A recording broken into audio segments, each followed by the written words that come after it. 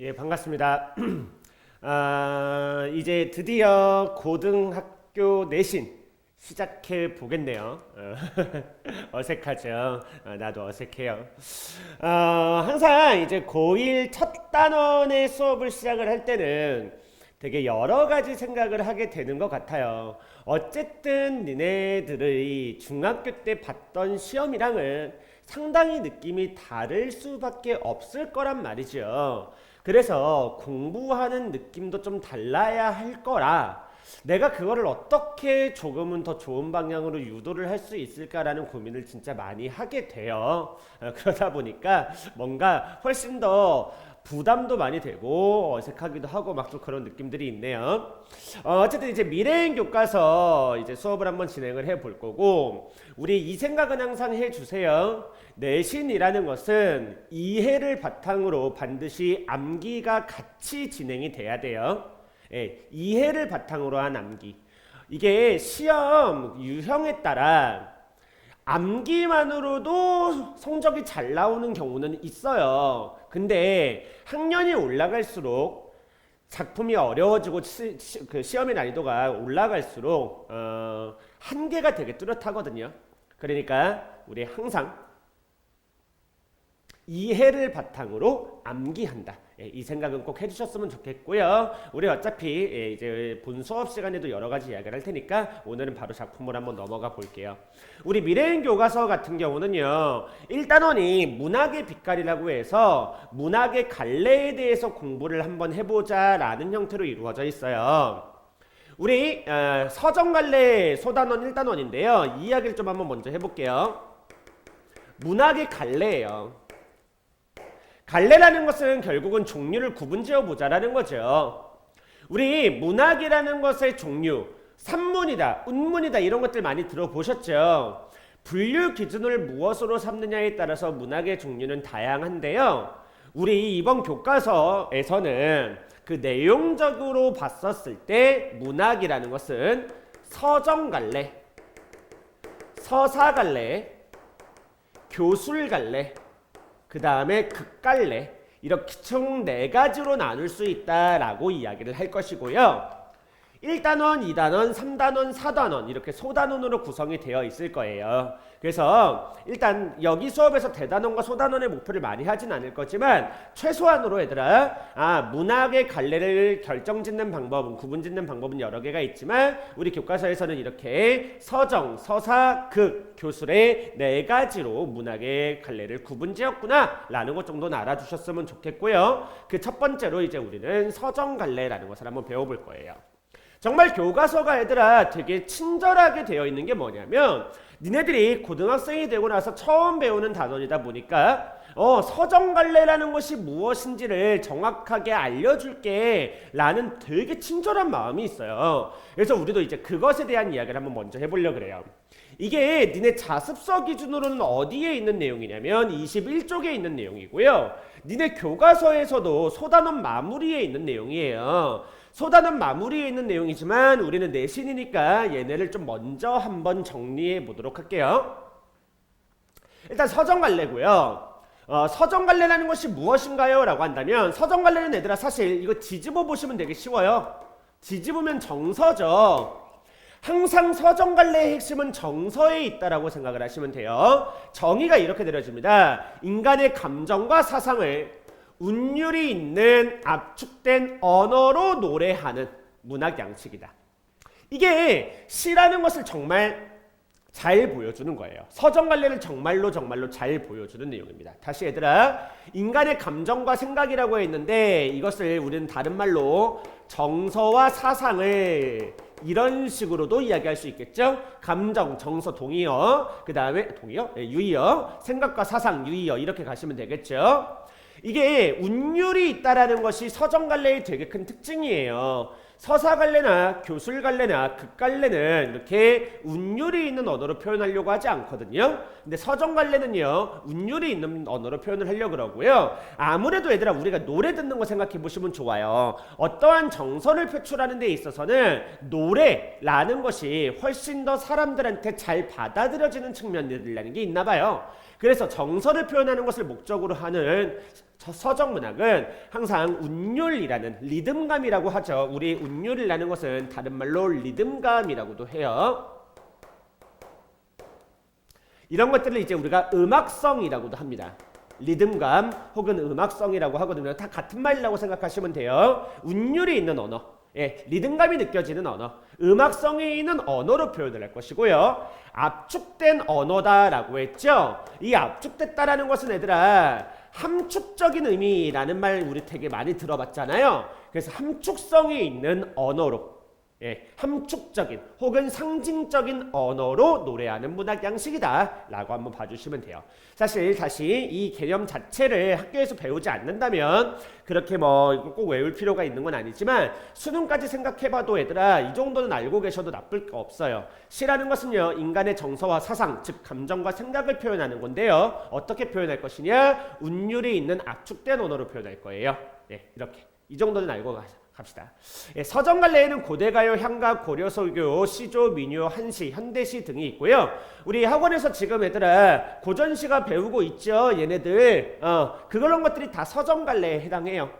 과거에는 서정갈래, 하이갈래에 해당하는 양식들이 되게 많았는데요. 현대에는 이제 현대시로 그냥 퉁 묶어버려요. 물론 현대에도 현대시조라는 게 창작되긴 하지만 보통 현재에는 그냥 현대시라는 걸로 하나로 묶어버리고요.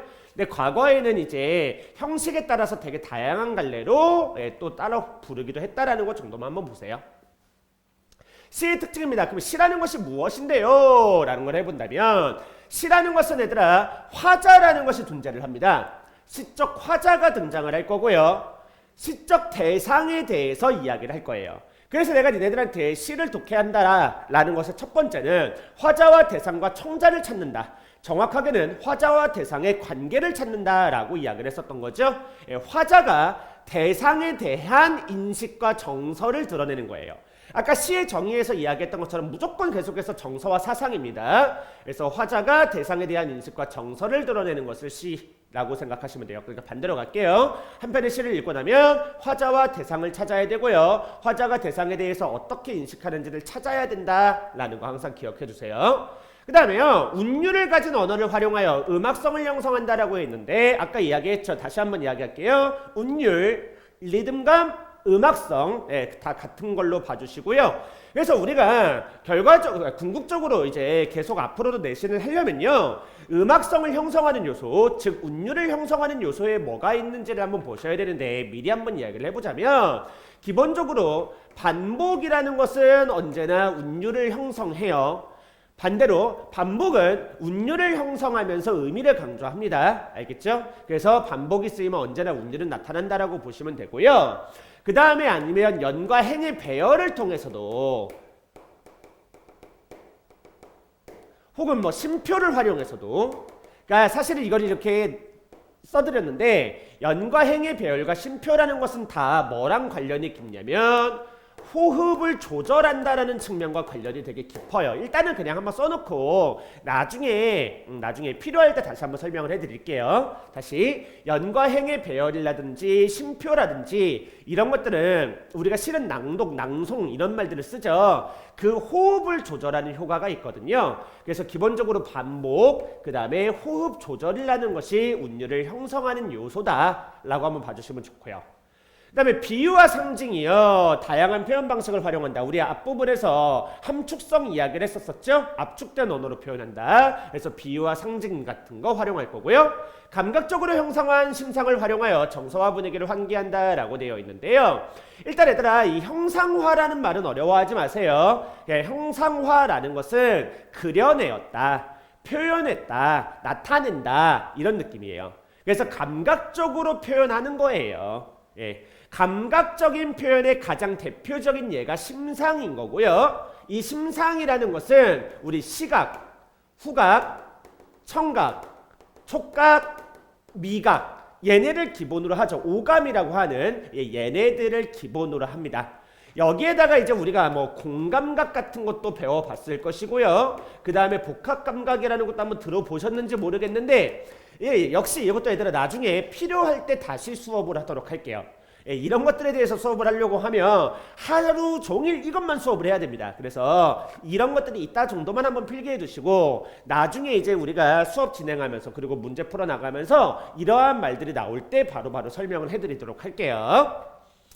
일단 이런 식으로 소단원에서는 우리가 시를 배우면서 시가 무엇인지를 이해해보자라는 거예요. 우리 수능이라는 거에 낯선 작품이 나왔을 때도 해석할 수 있는, 해독할 수 있는, 해독이 아니라 독해할 수 있는, 감상할 수 있는 능력을 측정하겠다라는 거잖아요. 그러니까 그 기반이 되는 것이 언제나 말하지만 이러한 개념어들이라고 생각을 하시면 됩니다. 그 다음에 마지막으로 문학의 본질에 대해서 이야기를 하는데요. 문학이랑 같이 있는 주제를 언어 형식에 어울리는 표현 방법으로 형성한 결과물이다. 어쩌고저쩌고 나오는데 일단 여기서는 얘들아 유기적으로 결합한다 라는 거, 그 다음에 주제와 언어 형식이라는 거, 이것만 좀 체크를 해놓고 넘어가고요. 얘는 학습활동에 다시 한번 나올 거예요. 그래서 얘는 학습활동 가서 다시 한번 볼게요. 그래서 얘는 일단 좀 넘어가고 다시 앞쪽에 보시면 우리 시라는 것이 서정갈래를 배운다 그랬죠? 서정갈래라는 것이 무엇인지 정의가 나왔고요. 그 다음에 시가 가지는 특성 다시 한번 이야기할게요. 화자와 대상 찾으셔야 돼요. 정확하게는 화자가 대상을 대하는 태도를 찾는 거죠. 화자와 대상의 관계를 찾으시는 거고요. 그 다음에 아까 음악성이니 함축성이니 했던 것들과 관련해서 운율, 비유와 상징 이렇게 볼 거고요. 그 다음에 감각적인 이미지들 한번 더 살펴봐야 된다라는 것까지. 참고로 이런 걸 얘들아 우리가 형상성이라고도 하는데요. 형상화했다, 형상성이다 라고도 하는데 요즘은 그 표현을 많이 안 써서 나도 언급만 한번 해드리고 넘어가도록 하겠습니다. 이런 것들을 이제 우리는 이 교과서는 슬픔이 기쁨에게라는 정호승 시인의 시를 통해서 한번 배워보자 라고 이야기를 하는 겁니다. 그래서 이제 본문 한번 들어가 볼 건데요. 이거 이제 또 하나 이야기를 해드릴 거예요, 얘들아. 우리 교과서가 니네들 거에는 아무것도 안 써져 있지만 교사용 교과서라고 해서 선생님들이 보시는 교과서에는 그 우리 자습서처럼 얘들아 설명들이 빼곡하게 적혀 있어요. 근데 이 미래에는 좀 웃긴 게 그 교사용 교과서에 있는 설명들과 자습서에 있는 설명들이 꼭 일치하질 않아요. 그래서 뒤에 학습활동도 보면 심지어 학습활동의 답도 교과서에 교사용 교과서에 써져 있는 답과 그 자습서에 써져 있는 답이 좀 다른 경우들이 많아요. 그래서 많이 다르지 않는데 조금 다른 경우들이 많아요. 그래서 두 가지를 다 공부한다라는 느낌으로 접근을 해주셔야 돼요. 여기 우리 빔을 띄웠는데 이 빔은 교사용, 왜냐면 어차피 니네들이 자습서로 볼 테니까 교사용 교과서를 기반으로 해놨고요. 그래서 니네가 보고 있는 13쪽에 있는 자습서의 내용과 조금 다를 수도 있어요. 근데 크게 다르진 않을 거라서 없는 것들은 추가적으로 더 설명해 드릴게요. 일단 항상 이제 나는 이렇게 핵심 정리를 먼저 하는 걸 좋아합니다. 슬픔이 기쁨에게 라는 정호승 시인의 시인데요. 시예요, 시. 서정갈래 우리 배울 거라 그랬죠? 서정갈래 자유시다, 서정시다라고 되어 있는데요. 현대시라는 것은 시대적인 구분이죠. 서정갈래 중에 현대에 쓰여지고 있는 것을 현대시라고 하는 거고요. 자유시라는 것은 얘들아 정형시라는 것과 대비되는 느낌이에요. 그래서 형식이 정해져 있는 시는 정형시라고 하는 거고, 그 다음에 형식이 정해져 있지 않고 내가 쓰고 싶은 대로 쓰는 것은 자유시라고 이야기를 합니다. 그 다음에 서정시에 해당합니다. 그냥 웬만한 시는 대부분 다 서정시일 거예요. 그래서 우리가 특별히 얘들아 갈래에 대해서 강조를 안 하면 자유시, 서정시 이렇게 생각을 해주시면 돼요. 성격은 교훈적이다, 비판적이다, 의지적이다 라고 되어 있는데 이 제목을 한번 보시면요. 슬픔이 기쁨에게 무엇인가를 하고 있다라는 느낌의 제목이죠. 다시 제목은 여기서 끊겼어요. 슬픔이 기쁨에게. A가 B에게, 내가 너에게, 선생님이 학생에게. 그러면 얘들아 뒤에 이어질 말이라는 것은 뭔가를 한다라는 느낌이잖아요. 이 글은 슬픔이 기쁨에게 교훈을 전달하는 내용입니다. 기쁨의 삶이 상당히 부정적이에요. 그래서 기쁨의 현재 삶에 대해서 비판하면서 올바른 삶의 자세에 대해서 알려줄 거예요. 그리고 그 기쁨이 올바른 삶의 태도로 살아가도록 하기 위해서 화자인 슬픔이 특정한 의지를 드러낼 거예요. 그래서 교훈적이다, 비판적이다, 의지적이다 라고 이야기를 하고요. 제재가 이제 슬픔, 기쁨이라고 되어 있네요. 주제 이기적인 삶에 대한 반성과 더불어 사는 삶의 추구. 됐죠? 다시 한번 이기적인 삶, 이게 누구의 삶이냐라고 한다면 기쁨의 삶이에요. 그래서 그것에 대해서 반성을 촉구한다고요. 그 다음에 두 번째, 거기서 끝나는 것이 아니라 이 더불어 사는 삶이라는 것은 슬픔의 삶이에요. 예, 이러한 삶을 살도록 촉구하는, 그리고 이러한 삶을 살도록 내가 너를 도와줄게 라는 그러한 의지를 드러내는 시다라고 한번 봐주시면 됩니다. 이렇게 말하니까 뭔 소린지 모르겠죠. 그래서 이쪽으로 와서요, 얘들아, 우리 슬픔과 기쁨에게 라는 이 제목과 더불어서 내용을 좀 정리해보고 갈게요. 한번 볼까요? 이 글의 제목은 얘들아 슬픔이 기쁨에게 라는 건데, 이 빔이 되게 좀 삐뚤죠. 빔도 약간 좀 삐뚤고 카메라도 좀 삐뚤고 그래가지고 뭔가 이게 지금 다 좀 그런 느낌이네. 되게 마음에 안 들어요. 근데 어쩌겠습니까? 한번 가볼게요. 슬픔이 기쁨에게 라고 했는데, 이 글에서 슬픔이라는 것과 기쁨이라는 것은 어떠한 것을 의미합니까? 라는 것을 한번 먼저 정리를 해 볼게요. 다시 쓸게요. 아니죠. 여기다 쓰면 되잖아요. 근데 왜 이래? 미안. 슬픔이라는 것이 무엇이고 기쁨이라는 것이 무엇인지에 대해서 한번 해볼 건데요. 일단 얘들아, 이 글에서 슬픔은 나 이고요. 기쁨이라는 존재는 너예요. 이게 무슨 말이냐면, 나라는 것에 이렇게 따옴표를 써줬죠. 너라는 것에 따옴표를 써줬죠. 이게 본문에 등장하는 단어인 거예요. 그래서 얘들아, 나라고 해놓고 따옴표를 해줬어? 그러면 시에서는 화자를 이야기하는 거고요. 그 다음에 소설에서는 서술자를 의미하는 걸 가능성이 크죠. 여기서 이제 기쁨, 너라고 여기 시에서 표현이 되어 있어요. 그래서 이렇게 했고요. 여기서 이제 너라는 존재는 청자이기도 하면서 동시에 이 글의 시적 대상이기도 해요. 그래서 화자가 대상을 대하는 태도를 살펴봐야 된다라고 이야기를 했었죠. 다시요. 이 글은요, 이 첫 번째 줄을 한번 보시면 나는 이제 너에게도 슬픔을 주겠다라고 표현이 나와요. 그래서 나는 이제 너에게도를 했을 때 나는 슬픔이고 너는 기쁨이에요. 이건 제목을 통해서 알 수 있는 거예요. 슬픔이 기쁨에게라고 말을 했는데 첫 번째에서 나는 너에게도 슬픔을 주겠다라고 했으니 나라는 것은 슬픔, 너라는 것은 기쁨이겠구나. 그럼 이제 미리 정리를 한번 해보면요. 그래서 이 나라는 존재는 어떤 존재인데요? 왜 자신을 슬픔이라고 표현하죠? 너라는 존재는 어떤 존재인데요? 왜 너라는 존재를 기쁨이라고 표현할까요? 라고 한다면 이 슬픔이라는 것은 소외된 이웃에게, 이건 얘들아 소외된 이웃이라고 썼지만 사실 여기에는 뭐 사회적 약자라고 하셔도 상관없고요. 뭐 소외된 뭐라고 써도 소외된 대상, 소외된 계층 뭐라고 써도 상관없겠죠. 예, 소외된 이웃에게 사랑과 관심을 가진 존재예요. 소외된 이웃에게 사랑과 관심을 보이는 존재. 그래서 이들과 함께 더불어 살아가고자 하는 존재예요.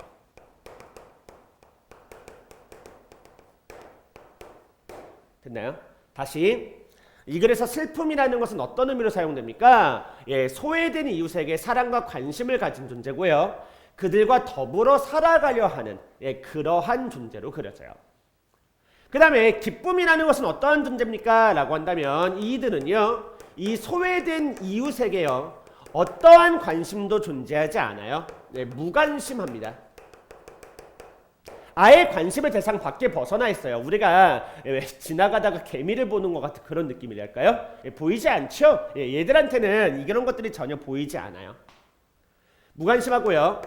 자신의 이익만 추구하는 존재예요. 사실 얘들아, 그러니까 여기까지 보면 슬픔이라는 것을 긍정적인 존재로, 기쁨이라는 것을 부정적인 존재로 그리고 있는데, 이런 게 우리의 일반적인 인식이랑은 상당히 좀 다르다라는 생각이 들죠. 우리 일반적으로는요, 기쁨이라는 것을 긍정적인 것으로, 슬픔이라는 것을 부정적인 것으로 이야기를 해요. 근데 이 시에서는 슬픔이 긍정적인 존재고 기쁨이 부정적인 존재, 특히 이러한 느낌의 존재들로 그려져 있거든요. 그래서 정리를 해보면 얘는 이타적인 존재인 거고요. 얘는 이기적인 존재인 거예요. 아니 왜 이럴 수 있죠? 왜 이런 식으로 표현을 했죠? 라고 한다면 일단 이런 겁니다, 얘들아. 사실 타인에 대해서 관심이 있어야지만 눈물을 흘릴 수 있죠. 우리가 이제 길을 지나다니다가 거린을 좀 봤어요. 거린을 보고서 그들의 삶에 대해서 연민을 가지게 되는 거야. 이게 가능하려면 그들에 대해서 관심이 있어야 돼요. 그리고 얘들아, 그들에 대해서 연민을 가지는 순간 우리는 슬픔의 눈물을 흘리겠죠. 근데요, 그들에 대해서 관심이 없는 사람들은요, 그들 앞을 지나가면서 오히려 뭐라 그럴까? 오히려는 아니야. 그들 앞을 지나가면서 자신들의 행복에 대해서만 이야기를 할 거예요. 좀 나쁘면 와, 나는 따뜻한데 쟨 춥다 이렇게 기뻐할지도 모르죠. 사실 이건 좀 나빠요. 이것까지는 아니고요. 그러니까 이 글에서의 시인은 아마 이런 생각을 했던 것 같아요. 나의 기쁨이라는 것은, 내가 지금 기쁠 수 있는 건 타인의 고통에 대해서 무관심하기 때문에 가능한 것이다. 타인의 고통에 대해서 관심이 있는 존재는 항상 그들을 바라보면서 슬픔이라는 정서를 가질 수밖에 없다라고 시인은 이야기를 하는 것 같아요.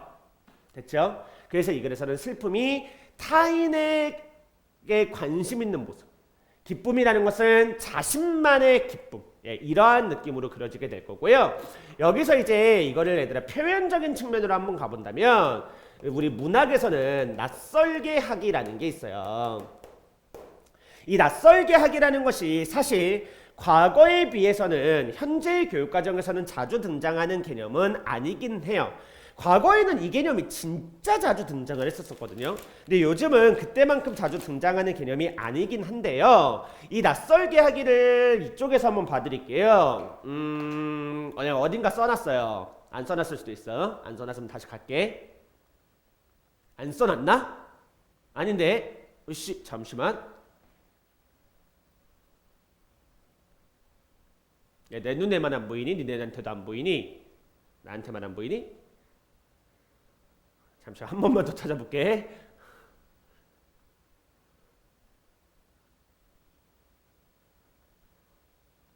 나는 이걸 왜 이렇게 했다라고 생각을 했죠?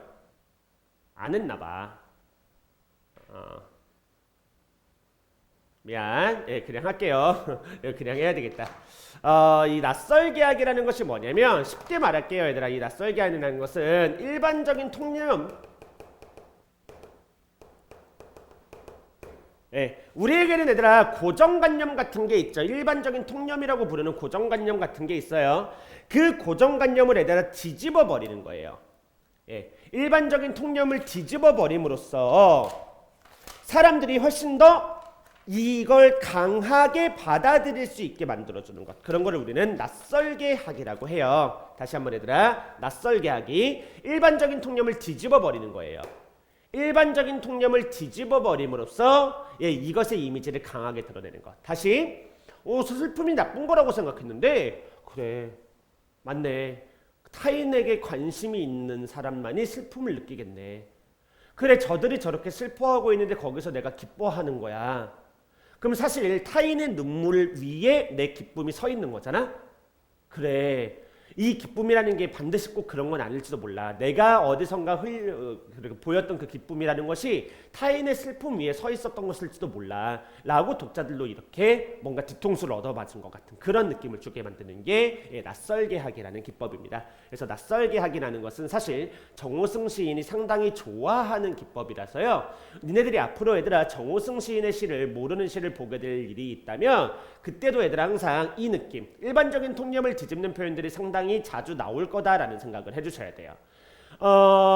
정호승 시인의 시 중에서 뒤에 니네 교재에도 좀 간단하게 소개가 되어 있는 걸로 아는데, 안 나와 있나? 이게 또 니네 여기 교재는 안 나와 있다.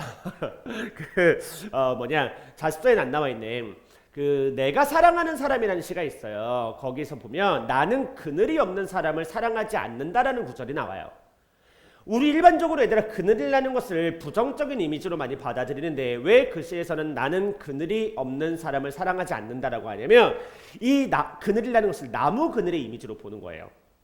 나무 그늘이라는 것은 우리에게 평온, 휴식, 안락, 위로, 위안 이런 것들을 주는 긍정적인 존재죠. 역시 타인에게 따뜻한 존재예요. 예, 그러한 존재가 되는 사람이 되어야 된다라는 내용을 나는 그늘이 없는 사람을 사랑하지 않는다라는 형태로 표현을 하거든요. 그러니까 역시 비슷해요, 얘들아. 일반적인 통념을 뒤집음으로써 낯선 형태를 보여줌으로써 사람들이 더 강렬한 이미지를 받아들일 수 있게 만들어주는 게 이제 정호승 시인의 시의 특징인 거고요. 다시 이쪽으로 돌아와 볼게요.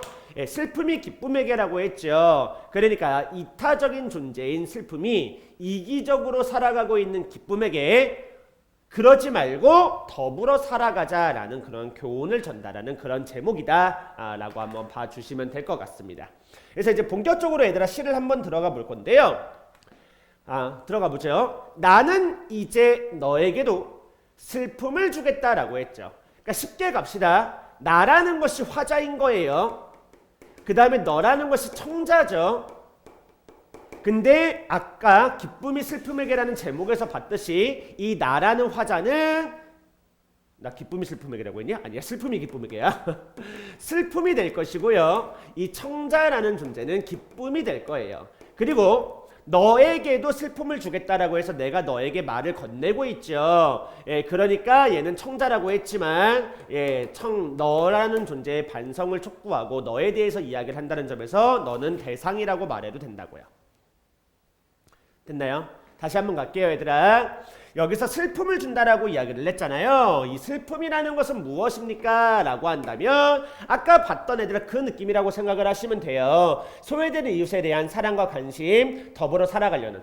그러니까 이게 이제 사람으로 보자면 이러한 사람인 거고요. 여기서 말하는 슬픔을 주겠다라는 것은 저러한 태도를 주겠다라는 거죠. 그래서 니네 교재에 써져 있듯이 소외된 이웃에 대한 관심과 사랑을 주겠다. 이런 뜻인 거거든요. 그러니까 다시 가보면 나는 이제 너에게도 슬픔을 주겠다라는 것은 내가 이제 너도 슬픔이라는 것이 무엇인지, 즉 소외된 이웃에 대한 관심과 사랑이라는 것이 무엇인지에 대해서 알려줄게 라는 뜻이에요.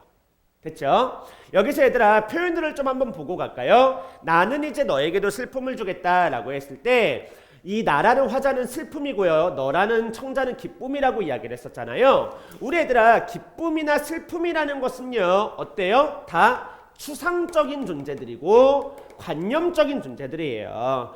그래서 추상적인 개념이라고 하셔도 되고요. 아니면 관념적인 존재라고 하셔도 돼요. 비슷해요. 추상이라는 것은 우리가 얘들아 실체로 이렇게 만지지 못한다라는 느낌일 것이고요. 그 다음에 관념이라는 것은 우리의 머릿속에서만 존재한다라는 거예요. 어쨌든 추상적인 개념 혹은 관념적인 대상을 뭐 했어요? 나나 너라고 의인화하여 표현했죠. 사람인 것처럼 표현했잖아요. 그래서 추상적인 개념을 의인화해서 표현을 했다라는 걸 하나 볼 수 있고요. 의인화하여 그래서 게다가 뭐라고 했어요? 말을 건네고 있죠. 말을 건네는 방식으로 시상이 전개되고 있구나 라는 이러한 표현 같은 것도 하나 보실 수 있겠네요.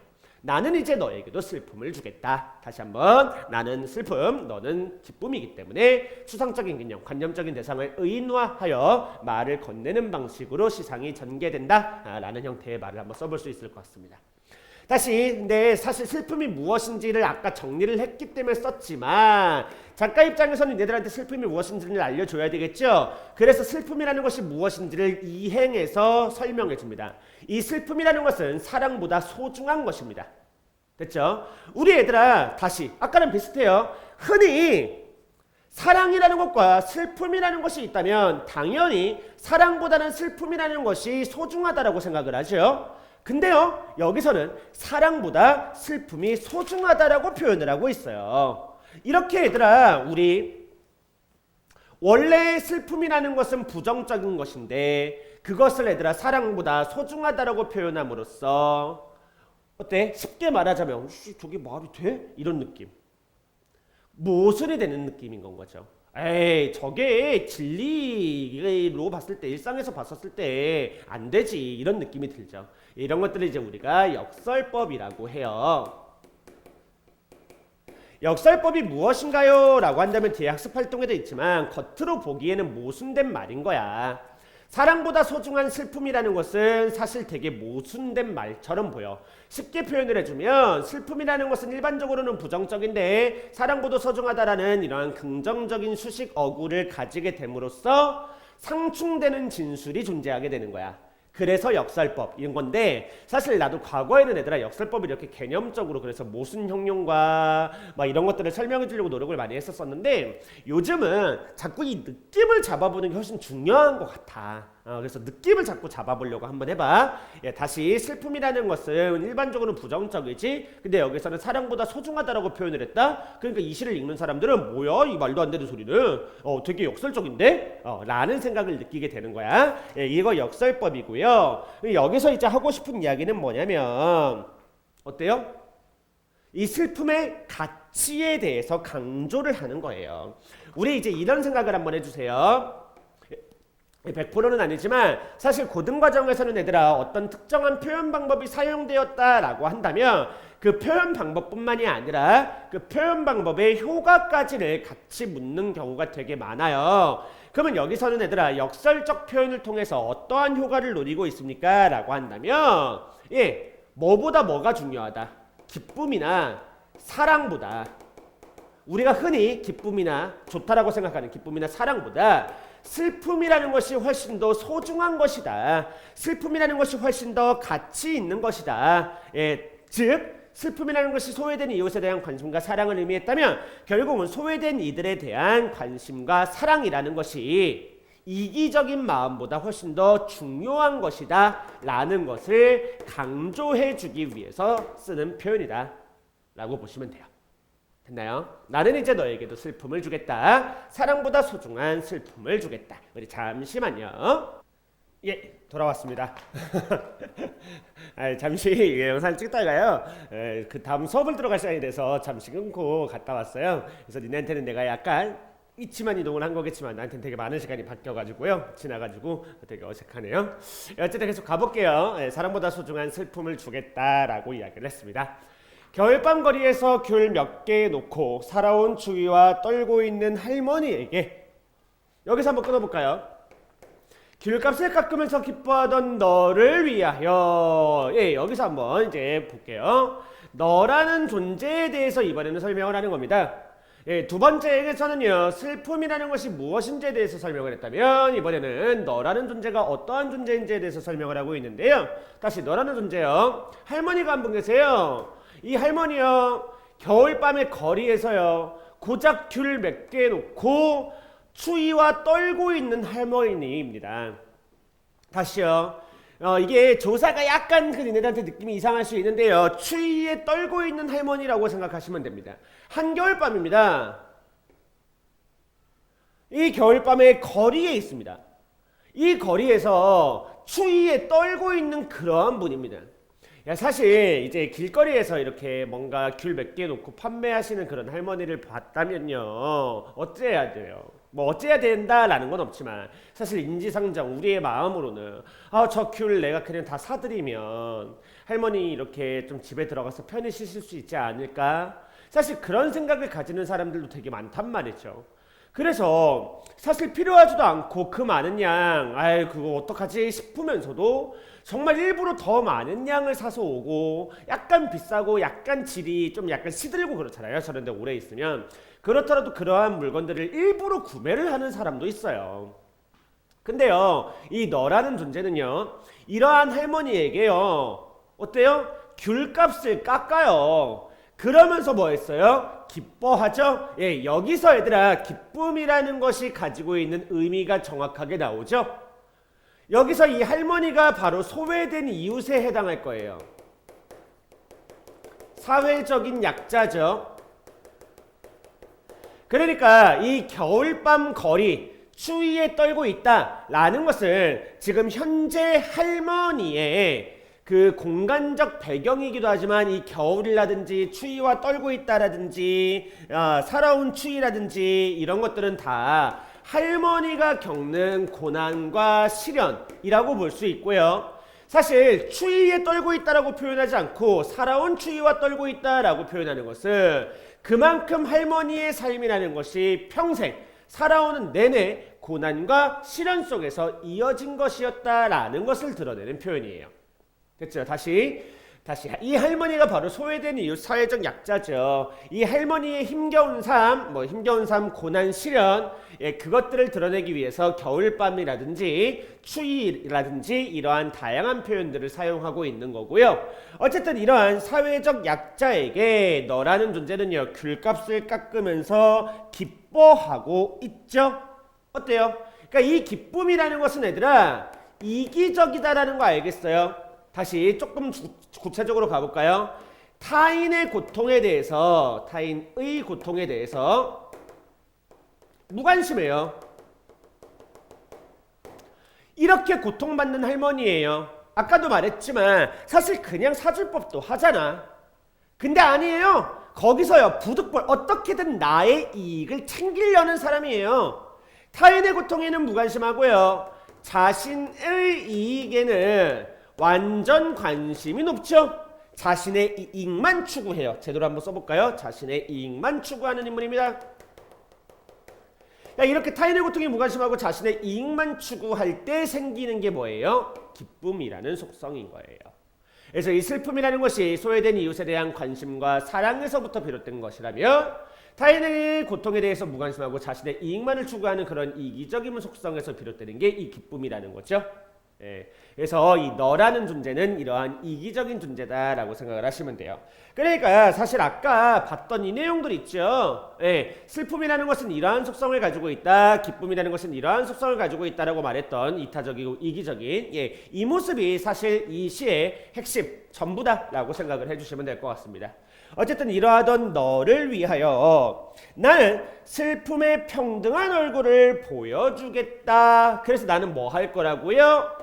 너에게 슬픔의 평등한 얼굴을 보여주겠다라고 이야기를 하는 거예요. 슬픔의 평등한 얼굴을 보여주겠다. 여기서 슬픔을 주겠다 계속해서 이야기를 하죠. 여기쯤에서 한번 이야기를 해보고 갈까요? 여기 계속해서 보시면요, 얘들아, 주겠다라는 표현이 계속해서 반복이 되고 있어요.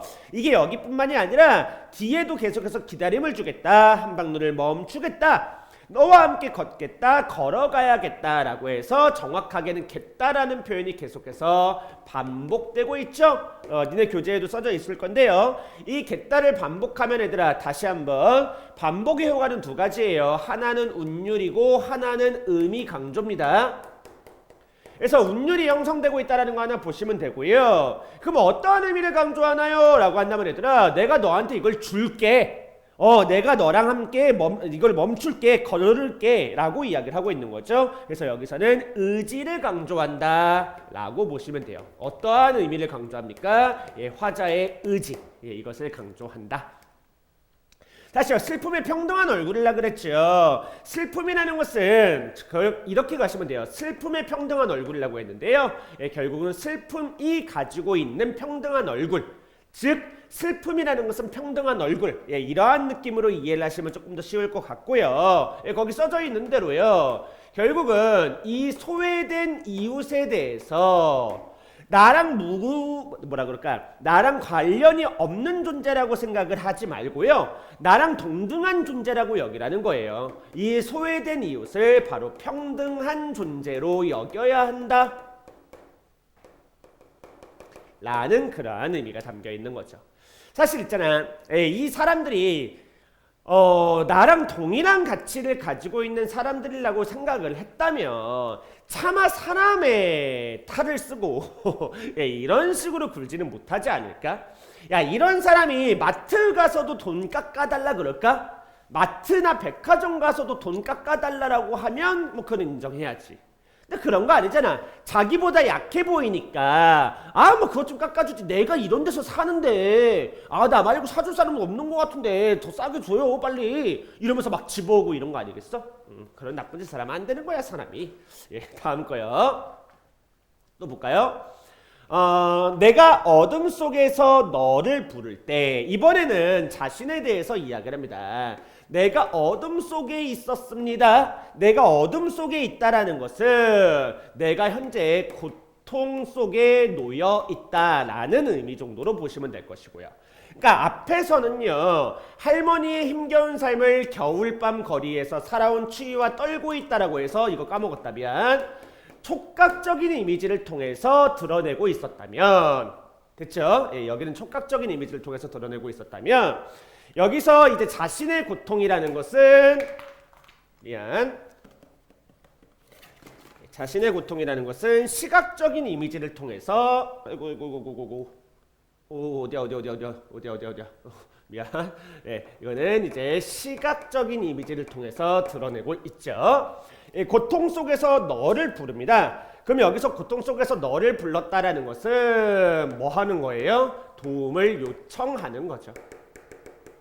나도 아마 힘겨웠던 그런 때가 있었었나 보죠. 내가 이러한 고통 속에서 너에게 도움을 요청했었을 때요, 단 한 번도 평등하게 웃어주지 않은, 됐죠? 역시 너에 대한 설명인 거예요. 너라는 존재는요, 할머니에게 귤값을 깎으면서 기뻐하던 존재였고요. 그 다음에 두 번째, 내가 어둠 속에서 너를 부를 때 단 한 번도 평등하게 웃어주지 않던 거였어요. 그러니까 똑같아요. 평등하게 웃어주질 않았다라는 것은 나의 고통을 외면했다 정도로 이해를 해주시면 될 것 같죠? 나에게 관심이 없어요. 뭐 어쩌라고? 막 이런 느낌인 건 거죠. 예, 그러니까 나를 평등한 존재로 생각하지 않은 거야. 야, 그럼 여기서 우리가 하나 알 수 있는 게 뭐냐면, 우리 앞에서도 얘들아 평등이라는 말이 나왔었잖아. 슬픔의 평등한 얼굴을 보여주겠다고. 그러니까 이 너라는 존재는 할머니도 평등하게 생각하지 않았다면 여기서도 나한테 평등하게 웃어주지 않았잖아. 그러니까 나라는 존재도 평등하게 여기지 않았다? 그러니까 나라는 존재는 얘들아 어둠 속에서라는 표현을 통해서도 알 수 있지만 이 평등하게 웃어주질 않는다라는 표현을 통해서도 알 수 있듯이 이쪽에 조금 더 가까운 존재인 건 거야. 그래서 나라는 존재는 이들과 함께하는 존재다 라고 생각을 하시면 돼요. 됐죠?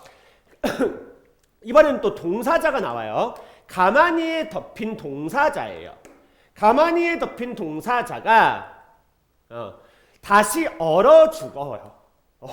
이것도 되게 웃긴 표현이죠, 얘들아. 다시 이 동사자까지, 그러니까 얘네들은 지금 다 사회적인 약자를 의미한다라고 보시면 되는 거고요. 동사자라는 것은 얼어 죽은 사람이에요.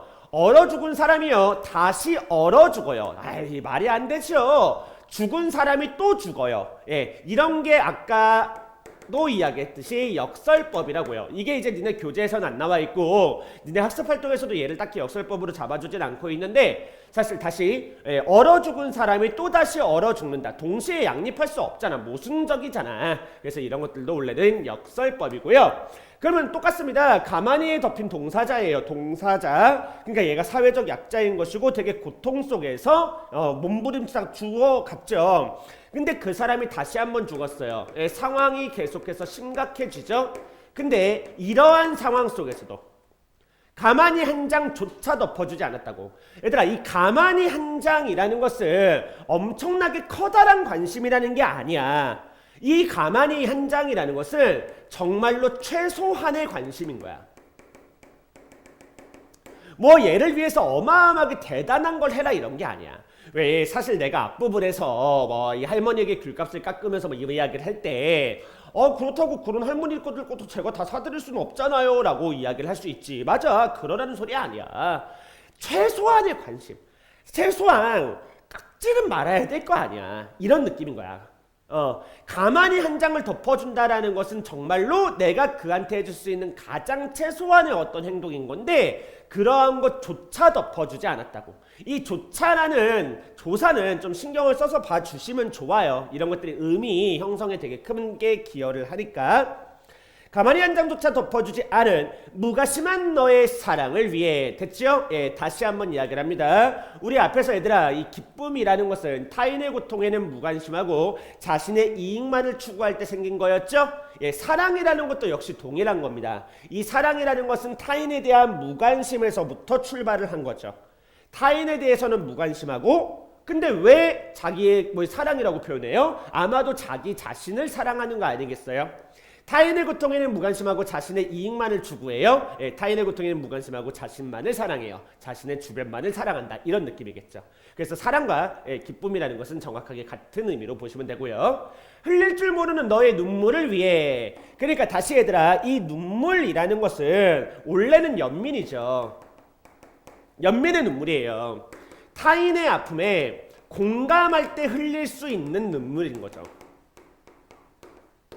연민, 타인의 아픔에 공감할 때 흘릴 수 있는 연문인데, 다시 할게요. 타인의 아픔을 공감할 수 있을 때 흘리는 게 이 눈물인 건데, 이 눈물이라는 것을 얘는 흘릴 줄 모른다고요. 그러니까 눈물은 이런 의미고 너라는 존재는 얘를 흘릴 줄 모른다라 그랬으니까 이게 없는 존재, 이렇게 가시면 되는 건 거죠. 나는 이제 너에게도 기다림을 주겠다라고 해서 이번에는 뭐를 줄 거예요? 기다림을 줄 거예요. 앞에서 슬픔을 준다 그랬죠. 그 다음에 이번에는 기다림을 준다 그랬어요. 그러니까 기본적으로는 얘들아, 슬픔과 기다림은 동일한 의미를 가지고 있는 거다라고 생각을 하시면 돼요. 근데 왜 여기선 하필이면 기다림이라는 표현을 썼느냐라고 한다면, 사실 이 기다림이라는 시어는 슬픔이라는 시어에서 한 발자국 더 나아간 시어라서 그래요. 그냥 말 그대로 기다림을 줄게, 기다려줄게 라는 뜻이에요. 됐니? 기다려줄게. 그래서 이걸 뭐라고 하냐면, 이 너라는 존재가 이 소외된 이웃들, 타인, 이 소외된 이웃들에 대해서 연민하고 공감을 할 수 있는 그러한 시간을 기다려주겠다. 공감할 수 있는 시간. 예, 보통 이렇게 해석을 해요. 예, 너가 지금은 못해. 지금은 못하지. 하지만 기다려줄게 정도의 느낌이야. 너가 언젠가는 타인에게 연민하고 공감할 수 있는 그 시간을 나는 이제 너에게도 줄게 라고 이야기를 하는 거죠. 그래서 기다림을 주고자 한다. 네, 이게 이제 두 번째 부분의 내용입니다.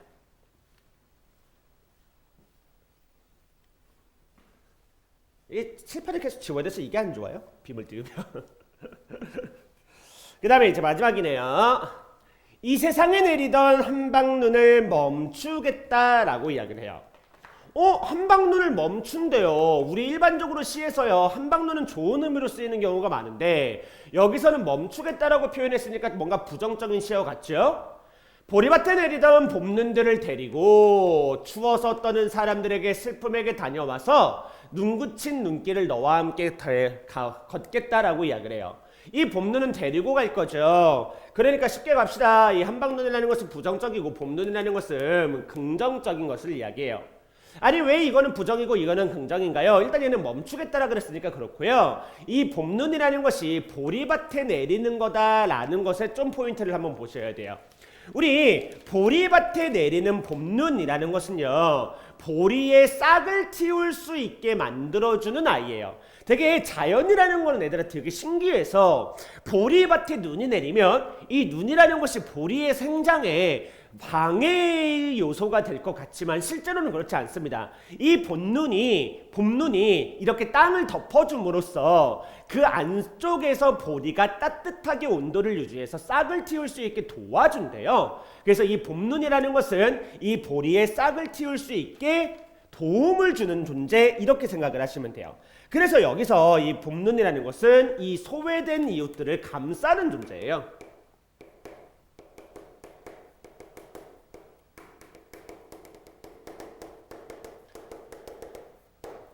그렇다면 이 한방눈이라는 것은 무엇입니까? 얘는 멈춰야 되는 대상이니까 반대의 의미를 가지고 있는 시어다. 이 두 개의 시어는 이제 대조를 이루고 있는 거고요. 그럼 한방눈이라는 것은 뭔데요? 야, 사실 너네 이제 눈 같은 거 내리는 거 아직은 좀 좋아할 나이지 않아요? 설마 벌써 눈 오면 학교 가기 힘들어요 막 이러면서 싫어하고 그래요? 야, 눈오리 집게 없어요? 눈오리 집게? 야, 눈 내리면 진짜 니 눈 잔뜩 나도 눈오리 만들어야지. 야, 근데 눈 조금 진눈깨비 흩날리고 그래 봐봐. 진짜 짜증나잖아. 사실 눈이라는 것이 비처럼 내릴 때 짜증나지. 바닥에 막 이렇게 더러워질 때 짜증나지. 녹아가지고. 눈이 엄청나게 쌓여있을 땐 되게 좋단 말이야. 그래서 이 한방눈이라는 것은요, 가진 자에게는 행복, 즐거움, 이러한 느낌이에요. 즐거움, 그리고 풍요로움, 포근함, 이러한 것을 의미한다면, 눈이라는 것은 어쨌든 얘들아 소외된 자들에게는 절대 좋은 것일 수 없어요. 가지지 못한 자, 이 소외된 자에게는 이 추위 자체가 그냥 고통이 있잖아. 그래서 추위, 고통 이렇게 되는 거예요.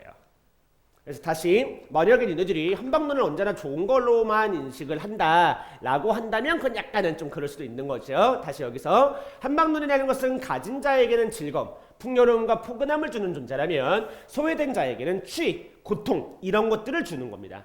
그래서 이 한방눈은 멈출 것이고 소외된 존재들을 감싸는 이 봄눈은 데리고 갈 거라는 거야. 이것을 데리고 누구에게 갈 거예요? 추워서 떠는 사람들에게 다닐 거예요. 그러니까 이 추워서 떠는 사람들이라는 거 얘들아, 얘네들을 보살펴 줄 수 있는 존재 이렇게 되는 거죠. 그들의 슬픔에게 다녀올 겁니다. 그러니까 그들의 아픔에 공감할 거라는 거죠. 그들의 아픔을 보다듬어 줄 거예요. 그러고 나서는 눈 그친 눈길을 너와 함께 걷겠다. 봐봐. 슬픔에게 다녀와서 그들을 감싸줄 거야. 그러고 나서 눈이 그친 길을 걸을 거야. 라고 하는 거잖아. 그러니까 이 눈이 그친 눈길이라는 것은 더 이상 이들만이 소외된 자만이 아픔, 고통을 겪는 이게 끝난 세상이에요. 다시 이 한방눈이라는 거요. 어땠어요? 가진 자에게는 이랬지만 소외된 자에게는 이런 존재였죠. 그래서 나는 소외된 이웃을 감쌀 수 있는 존재들인 봄눈을 들고 그들의 슬픔에 다녀올 거예요. 그러고 나서 이제 눈이 그쳐요. 라는 건 더 이상 그들의 슬픔을 감쌀 필요가 없게 되는 형태가 되는 거겠죠. 그러니까 이 소외된 자들이 더 이상 어때요? 소외된 자들만이 아픔과 고통을 겪는 그 상황이 끝나는 상황. 그래서 조금 쉽게 표현하면 모든 이가 평등한 세상이에요. 이 모든 이가 평등할 수 있는 이 세상을 너와 함께 걷겠다라고 이야기를 하는 거죠. 슬픔의 힘에 관한 이야기를 나누면서 슬픔이라는 게 뭐라고요? 사회적 약자를 위한 뭔가 힘. 거기 써져 있는 대로 사회적 약자에 대한 포용이에요. 이게 슬픔의 힘이죠. 사회적인 약자를 포용할 수 있는 것. 그래서 봄눈을 데리고 그들에게 다녀오고 나면 눈 그친 눈길을 걸어갈 수 있게 만드는 것. 그게 슬픔이 가지고 있는 힘이에요. 됐을까요? 이게 슬픔이 가진 힘이죠. 이것에 대해서 이야기를 하면서 기다림의 슬픔까지 걸어가겠다라고 표현을 해요. 또 이 마지막 년이 되게 표현이 이상해요. 기다림의 슬픔까지 걸어가는 건 또 뭔데? 기다림의 슬픔? 기다림이 슬픈 거야? 이건 있잖아. 기다림이라는 슬픔까지 라고 보시는 게 제일 맞는 것 같아. 기다림이라는 슬픔까지. 그래서 이거를 이제 좀 써보면 이런 느낌이야. 나이가 아니지. 너라는 존재가 진정한 슬픔의 의미를 이해하는 때야. 진정한 슬픔과 기다림의 의미를 깨달을 수 있는 그 순간 있지. 이 깨달을 때까지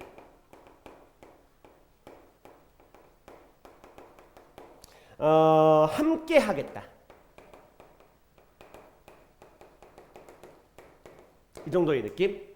그래서 맨 처음에도 기다림을 주겠다라고 했었을 때도 똑같이 이야기를 했었죠. 기다림을 주겠다. 너가 이웃의 아픔과 고통에 공감할 수 있는 그러한 시간을 주겠다. 지금 당장 안 될 거라는 거 나도 알아. 하지만 언젠간 너도 그럴 수 있을 거야. 그때까지 나는 너를 기다려줄게라고 하는 거야. 그래서 있잖아. 이 시가 좀 좋은 건 뭐냐면 나라는 존재는 분명히 소외된 이웃들과 함께하는 존재에 같은 라인으로 있고 얘만 지금 별개의 라인이잖아. 그래서 얘를 무한히 비판하는 시로 보이지만 사실은 이 부분에서 너라는 존재마저도 포용하고자 하는 그러한 의지를 드러내고 있는 시예요. 그래서 이러한 부분들이 사실은 이 시를 좀 대단하게 만들어주는 것 같아요. 걔를 적대시하고 걔라는 존재를 그냥 버려버리는 것이 아니라 그 사람마저도 같이 품고 가려는 그러한 모습에서 우리가 이 시의 좀 대단함을 잡아주는 편이고요. 됐을까요? 이러면 이제 시는 끝. 다시 이제 한번 정리해 볼게요. 그러니까 지금 한번 보시면 처음부터 끝까지 결국은 슬픔과 기쁨, 맨 처음에 봤던 그 내용을 크게 벗어나지 않아요. 우리 앞쪽에 있었던 이거 정리 한 번만 다시 가볼까요? 예, 여기서 특징 한 번만 볼게요. 역설적 표현을 활용하여 주제를 효과적으로 드러내고 있다라고 되어 있는데, 예, 다시 이게 니네 자습서에서는 슬픔의 의미와 가치를 되새긴다. 주제를 효과적으로 드러낸다. 이거를 슬픔의 의미와 가치를 효과적으로 드러낸다라는 식으로 표현이 되어 있죠. 예, 어떤 의미인지 알겠죠. 여기서 말하는 이제 역설적 표현이라는 거 사랑보다 소중한 슬픔이었어요. 그러니까 슬픔이라는 것이 사랑보다 소중하다. 예, 이기적인 삶보다는 더불어 사는 삶을 촉구해야 된다. 추구해야 된다라는 그런 주제를 역설적 표현을 통해서 잘 드러내고 있었죠. 이거 하나만 한번 해볼게요, 얘들아. 사실은 여기서는 이제 역설적 표현이라고 하지만 역설적 발상이라는 말을 써도 돼요. 이게 니네 교재로 보자면 13페이지에 나오는 말일 텐데요. 그 작품 해설의 끝에서 세 번째 줄이에요. 이기적인 삶을 반성하고 사랑을 위해서는 슬픔이 필요하다라는 역설적인 발상을 보여주고 있다는 점이 돋보인다라고 되어 있죠. 예, 그 한 구절을 보면 역설법이고요. 근데 시 전반적으로 보자면 이 슬픔이라는 것과 기쁨이라는 것에 대한 이 의미가 역전되어 있다. 예, 그런 것들이 다 역설적인 발상에서부터 시가 출발했다라고 이야기를 해주는 겁니다. 다시 한번, 예. 사랑보다 소중한 슬픔, 예, 역설법이죠. 이 발상에서 시가 출발을 했어요. 그래서 이 시는 역설적인 발상이 돋보인다. 이런 표현을 써줄 수 있는 것이고요. 슬픔과 기쁨이라는 추상적인 개념을 의인화했다. 아까 이야기했었고요. 말을 건네는 방식이라는 말도 다 했었습니다. 그 다음에 특정한 의문과 어미와 음보 등을 반복하여 운율을 형성한다라고 되어 있는데요. 예, 이거는 이제 다시 한번 좀 보여드릴게요. 이건 본문 가서 다시 한번 보여드리고, 그 다음에 니네 이제 교재에서 보시면 낯설과학의 기법을 통해서 신선한 느낌을 부여한다. 아까 설명했었던 내용이고요. 구체적인 청자인 너에게 말을 건네는 방식으로 시상을 전개한다라고 해서 뭐 비슷한 말을 좀 다른 식으로 표현을 했죠. 예, 구체적인 청자가 등장한다라는 거, 예, 그거 하나를 더 거기서 봐주시면 될 것 같아요. 그럼 다시 얘들아 이쪽으로 한번 와 볼게요. 이쪽으로 와서 아까 겠다라는 것이 계속해서 반복되는 이야기는 했었어요. 그리고 이 반복을 통해서 뭐 해준다고요? 운율을 형성하고 화자의 의지를 강조해주는 효과가 있다라 그랬었는데, 사실 그거 말고도 이 글은 얘들아 반복이 되게 많이 나타나요. 예, 여기서도 한번 보시면 무관심한 너의 사랑을 위해, 흘릴 줄 모르는 너의 눈물을 위해 라고 되어 있죠. 이 두 개는 통사 구조의 반복이라고 보셔도 되고요. 만약에 학교에서 얘를 대꾸라고 가르쳐 주신다면 대꾸라고 보셔도 상관없습니다. 이거는 약간 좀 애매해서 나는 대꾸라고 봐도 될 것 같거든요. 근데 통사 구조의 반복, 대꾸 이런 표현이 있어요. 통사 구조가 반복된다라는 것은 무엇인가요? 라고 한다면 이 통사라는 것은 문장이라는 뜻이에요. 그래서 문장 구조가 반복된다라고 보시면 돼요. 문장 구조가 반복되어 뭐뭐한 너의 뭐뭐를 위해 이렇게 되는 거죠. 뭐뭐한 너의 뭐뭐를 위해. 여기서 똑같아요. 뭐뭐한 너의 뭐뭐를 위해 이렇게 되어 있죠. 예, 이런 것들이 바로 통사 구조의 반복이고요. 예, 그래서 이 두 개를 대꾸로 보너도 괜찮을 것 같기도 하고 얘는 안 볼 것 같기도 하고, 예, 얘는 약간 좀 애매하네요. 어쨌든 통사구조의 반복 한번 잡을 수 있고요. 이거 이외에도 얘들아 반복이 되게 많아요. 또 뭐가 반복되고 있느냐, 그거는 사실은 이제 학습활동에도 나오는데 다시 여기서 보여줄게. 나는 이제 너에게도 슬픔을 주겠다라고 해서 슬픔을 주겠다, 슬픔을 주겠다 이런 거는 시구의 반복이라고 하고요. 봐봐. 이제 반복이라는 걸 한번 정리를 해줄게. 아까 이야기를 했지만 겠다가 반복돼. 겟이라는 것, 다라는 것 다 어미거든요. 그래서 얘는 어미가 반복된다라고 보셔도 되고, 슬픔이라는 말들이 진짜 몇 번이고 계속해서 나오죠. 비슷한 어휘들이 계속해서 반복돼요. 그래서 시어가 반복된다고 하셔도 되고요. 슬픔을 주겠다, 슬픔을 주겠다라는 것은 시구가 반복된다라고 보셔도 돼요. 그래서 뭐 어미의 반복이니 시어의 반복이니 식구의 반복이니 뭐든 상관없습니다. 계속해서 반복을 통해서 운율을 형성하고 있다라는 거 보셔도 되고요. 하다못해 얘들아 여기서는 진짜 또 뭐도 계속해서 많이 반복되냐면 봐봐. 사실은 나와 너라는 말이 계속해서 쓰이기 때문에 발생하는 현상이긴 하지만 이 니은이라는 의문이 반복되기도 해요. 그래서 니은이라는 의문의 반복을 통해서도 운율이 형성된다라고 하셔도 되고요.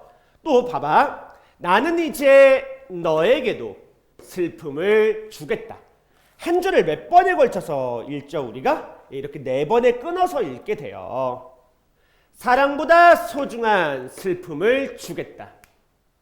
겨울밤 거리에서 귤 몇 개 놓고 살아온 추위와 떨고 있는 할머니에게 귤값을 깎으면서 기뻐하던 너를 위해 나는 슬픔의 평등한 얼굴을 보여주겠다. 이런 식으로 한 줄을 한 행을 4번에 걸쳐서 읽을 수 있게 되죠. 그런 것을 우리는 음보라고 표현합니다. 총 4번에 걸쳐서 읽는 거 사음보. 그래서 이 사음보가 반복됨으로써도 운율이 형성돼요.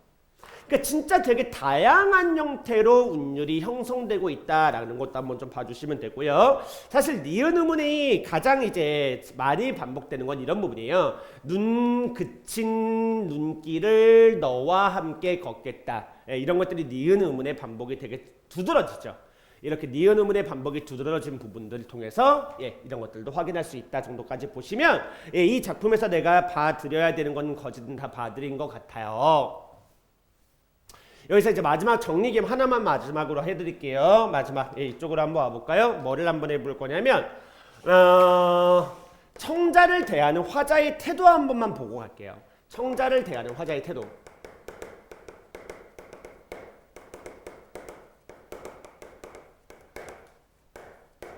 다 읽어봤으니까 알겠지만 청자를 대하는 화자의 태도를 정리를 한번 해보면요. 나라는 화자는요. 너라는 청자에게 슬픔과 기다림에 대해 가르쳐 주려고 하죠. 됐죠? 나는 이제 너에게도 슬픔을 주겠다. 나는 이제 너에게도 기다림을 주겠다라고 해서 슬픔과 기다림의 가치에 대해서 알려주려고 해요. 그리고 거기를 넘어서서 너와 함께, 아까도 말했듯이 이 함께라는 포인트가 뒷부분에 나오게 되는 거예요. 너와 함께 어렵게 더불어 살아가는 평등한 사회를,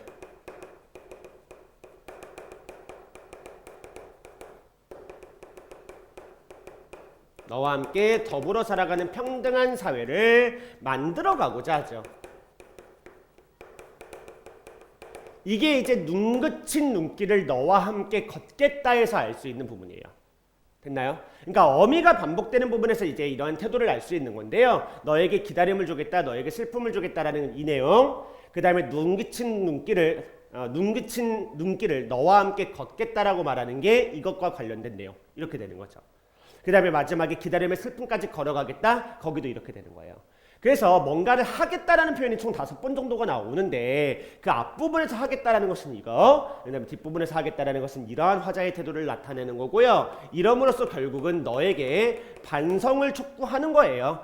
반성을 촉구하고요. 그 다음에 깨달음을 촉구하는 그러한 화자의 태도를 살펴볼 수 있다라는 것까지 한번 같이 보셨으면 좋겠네요. 됐을까요? 이러면 끝이고요. 우리 이제 학습 활동을 한번 보면서 빠르게 마무리를 한번 지어보겠습니다. 작품 내용 정리하기인데요. 이기적인 너에게 슬픔을 주겠다라는 것이 첫 번째 부분의 내용. 이거 애들이 연의 구분이 있는 시는 아니에요. 그 행의 내용을, 그러니까 시의 내용을 우리가 의미상으로 세 부분으로 나눠 놓은 거죠. 그 다음에 기다림을 주겠다라고 했던 게 두 번째 내용. 그 다음에 슬픔의 의미를 이야기하면서 함께 걸어가겠다라고 이야기하는 게 세 번째 내용이죠. 니네 이제 교재에서는 빈칸이 걸어간다의 표현이 되어 있는데 사실은 함께라는 게 꽤 많은 포인트. 근데 걸어가는 것 자체가 얘들아 함께 걸어가는 걸 동행이라고 하잖아. 동행을 하겠다라는 것 자체가 너와 함께 좋은 세상을 만들어가고 싶어 라는 의미가 되는 건 거죠. 이 작품의 화자와 청자를 찾아보세요. 화자는 나, 슬픔으로 나와 있고요. 청자는 너, 기쁨으로 나와 있죠. 다음 시구에서 알 수 있는 청자의 모습을 정리해 보세요. 기본은 딱 이거예요. 기본은 이거. 가난한 자, 소외된 이웃. 여기서는 이제 타인이라고 소개가 되어 있는데 우리 계속해서 아까 했던 소외된 이웃, 가난한 자, 힘겨운 자 뭐라고 해도 상관없어요. 니네 자습서에서는 소외된 이웃이라고 나오죠. 가난하고 소외된 이웃에 고통에 개의치 않아요. 예, 이러한 이들을 외면하죠. 무관심해요. 그러니까 뭘로 써도 상관없어요. 예, 이런 사람들한테 무관심하고요. 예, 이들을 외면하고요. 등등등등. 됐어요?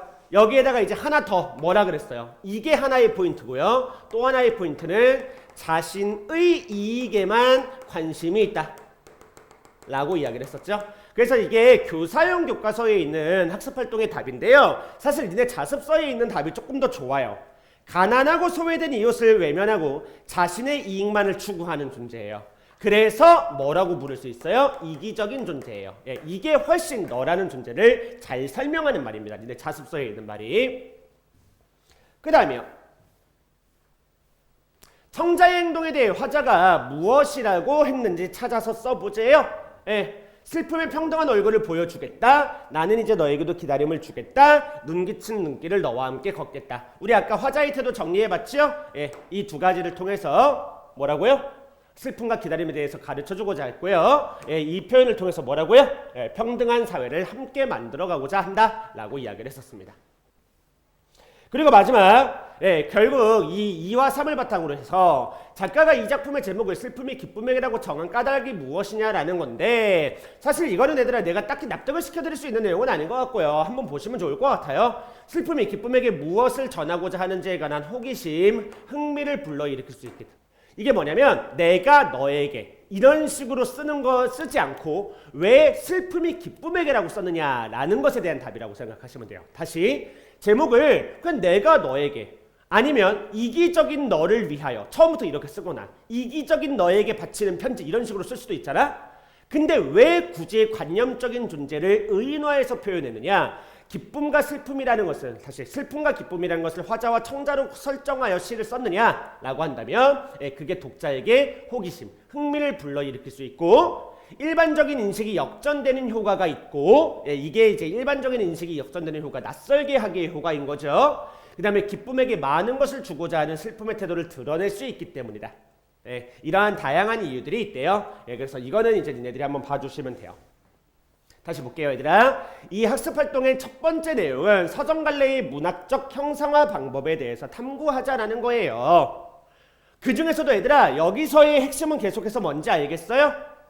문학적 형상화 방법이라 그랬잖아요. 이 문학적 형상화 방법의 핵심 바로 뭡니까? 화자와 청자를 찾아보자 이렇게 되는 거죠. 우리 맨 처음에 이야기를 했었죠. 화자가 대상에 대해서 자신의 정서와 사상을 드러내는 것이라고요. 됐니? 그래서 문학적 형상화 방법의 첫 번째로 보고 있는 게 바로 화자와 청자 대상을 찾아 나가는 것이라고 보는 거예요. 특히 이 화자와 청자라는 것을 단순히 설정하는 것이 아니라 슬픔과 기쁨이라고 설정한 그 효과에 대해서 한번 보자라는 거였고요. 그 다음에 두 번째는 시어와 식구의 의미를 한번 살펴보세요. 시어와 식구의 의미. 아까 시어라는 것은 함축적인 의미, 그래서 함축성을 가진다라고 이야기를 했었었죠. 그것과 관련된 거예요. 슬픔, 기쁨, 일반적인 인식과 작가의 인식인데요. 계속해서 얘들아 이 발상이 되게 중요한 시기 때문에 이것과 관련된 문제가 쏟아지네요. 일반적으로 슬픔은 회피해야 할 부정적인 감정, 기쁨은 추구해야 할 긍정적인 감정으로 인식을 하죠. 하지만 이 글에서 작가는요, 타인의 고통에 무관심한 기쁨은 이기적인 존재로, 소외된 이웃에게 관심을 갖고 그들을 따뜻하게 보듬어 안는 슬픔은 이타적인 존재로 표현을 하고 있어요.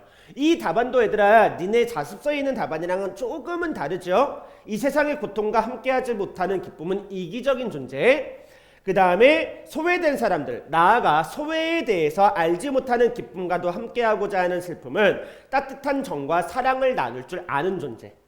그래서 이게 조금 더 깔끔하고요. 니네 자습서에 있는 내용이 조금 더 자세해요. 그래서 이건 학교에서 답을 어떻게 써주느냐에 따라서 좀 다른 거라서 학교에서 써주는 답을 보시면 되고, 학교에서 딱히 답을 제대로 안 써준다라고 한다면 그냥 자습서를 기준으로 공부를 하시면 돼요. 됐죠? 낯설게 하기, 역설적 발상 되게 여러 번 이야기했고요. 그 다음에 두 번째는 한방눈과 봄눈의 함축적인 의미요. 한방눈이라는 것은 가진 사람들에게는 풍요롭고 포근한 존재이면서 헐벗은 이들에게는 추위와 고통을 주는 대상이다.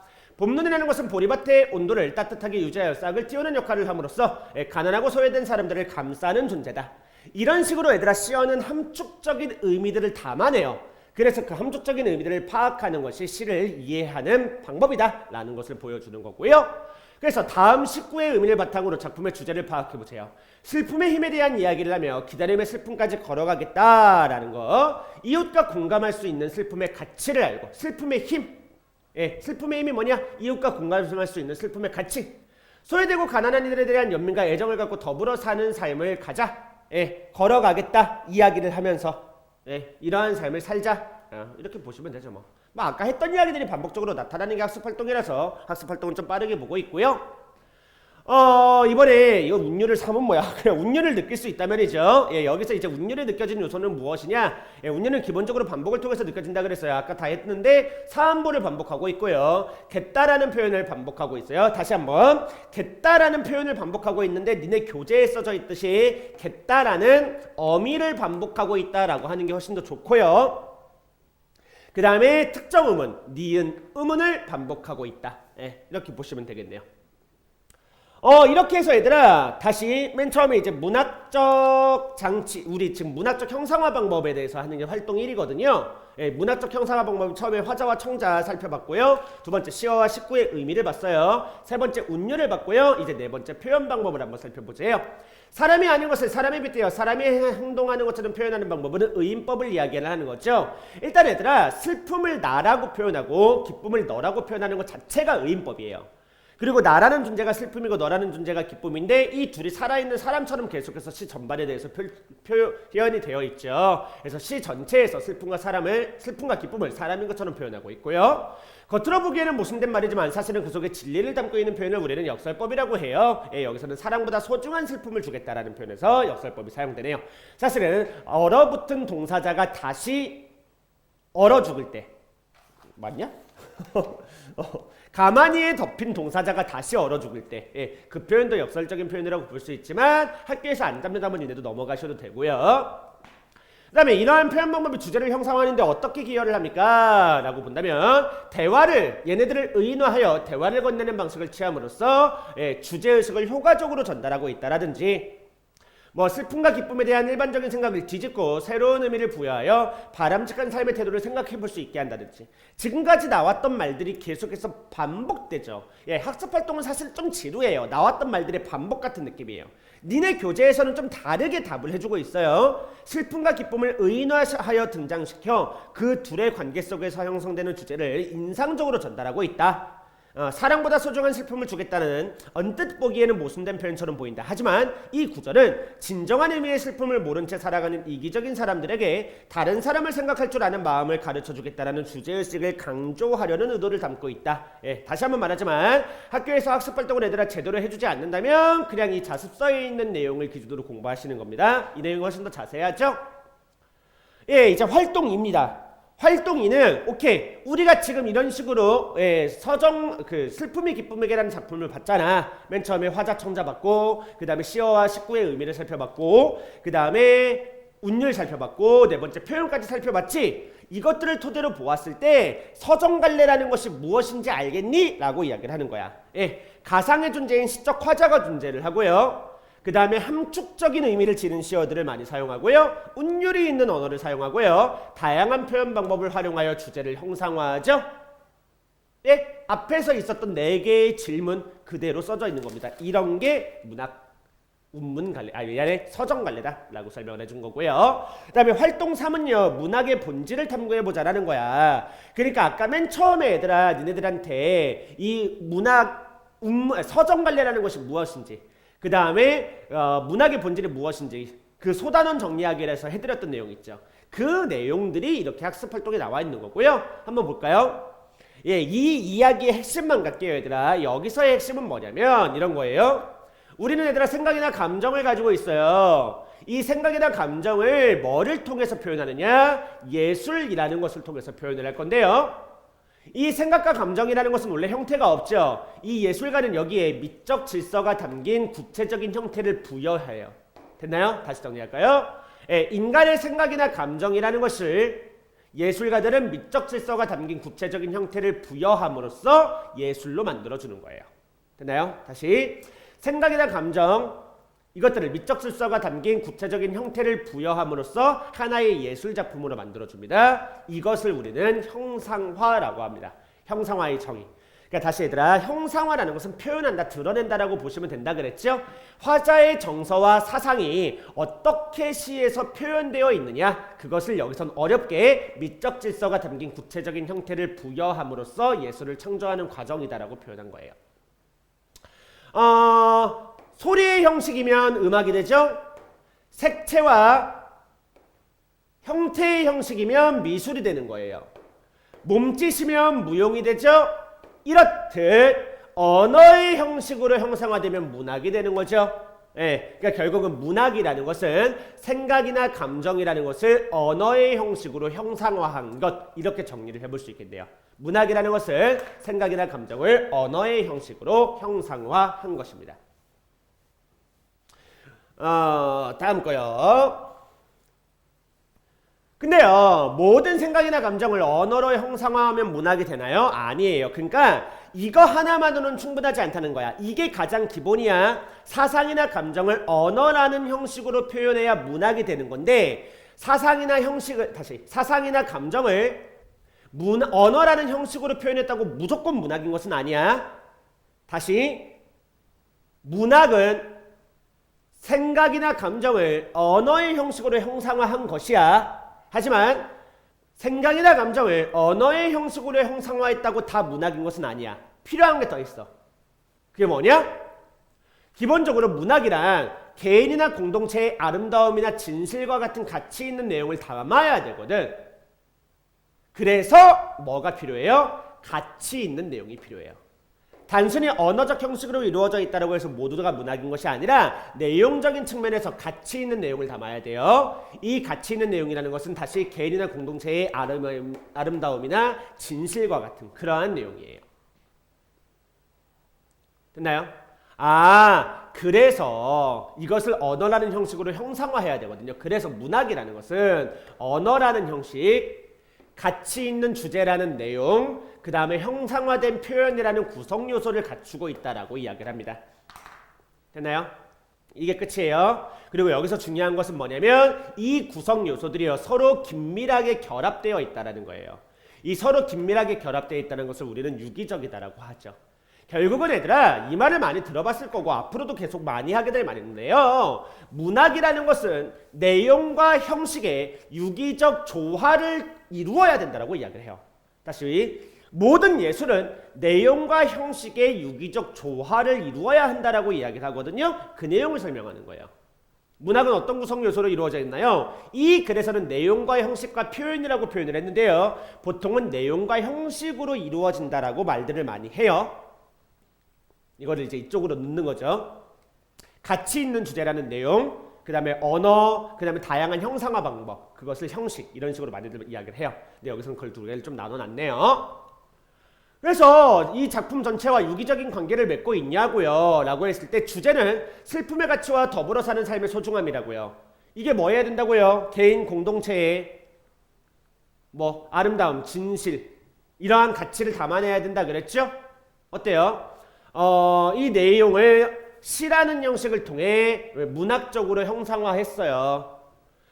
함축적인 의미, 운율, 의인법, 역설법, 다양한 표현 방법들을 사용해서 효과적으로 전달하고 있죠. 그래서 이러한 가치 있는 내용을 언어의 형식을 통해 적절하게 표현을 했고요. 그런 점에서 유기적으로 잘 결합됐다. 결론 당연한 거 아닙니까? 유기적으로 잘 결합이 되어 있다라고 생각하기 때문에 이 작품을 사실 니들한테 보여준 걸 테니까요.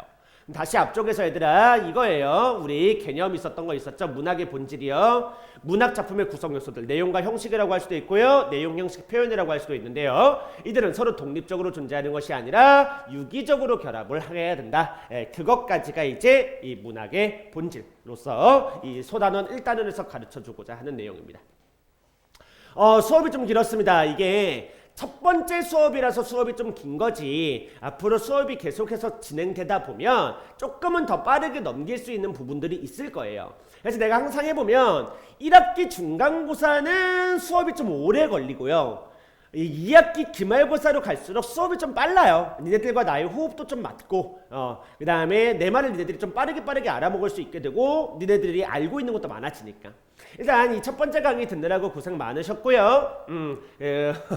네, 생각한 것보다 사실 좀 길어서 좀 민망해서 다른 이야기들을 하고 있습니다. 예, 어쨌든 고생 많으셨고 다시 한번 얘들아 내신이라는 것은 이해를 바탕으로 한 암기예요. 그래서 오늘 쭉 다시 한번 책 덮기 전에 한번 쭉 다시 보세요. 학습 활동도 됐고 그 앞에 필기해 놓은 것들 있죠. 그 필기해 놓은 것들을 쭉 한번 보면서 이런 내용이구나, 이런 내용이구나, 그래서 이런 주제가 맞구나. 그러고 나서 핵심 정리까지만 한번 보면서 쭉 다시 한번 이해해 보세요. 그러고 나서 한 2, 3일 정도 후에 이번에는 조금은 더 많은 내용을 기억한다라는 느낌으로 다시 처음부터 공부를 하시면서 학습 활동까지 연계해서 보셨으면 좋겠습니다. 고생 많으셨고요. 오늘 수업 여기까지 진행하겠습니다.